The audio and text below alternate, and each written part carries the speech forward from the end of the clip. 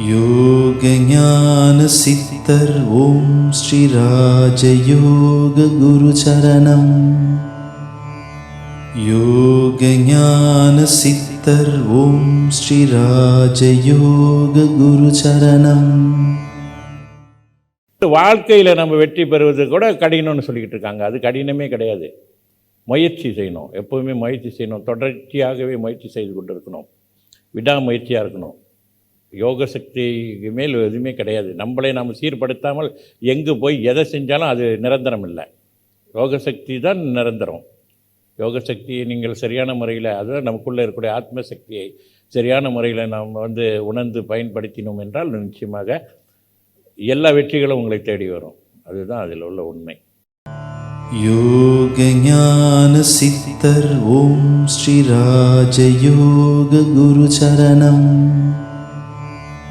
யோக ஞான சித்தர் ஓம் ஸ்ரீ ராஜயோக குரு சரணம்.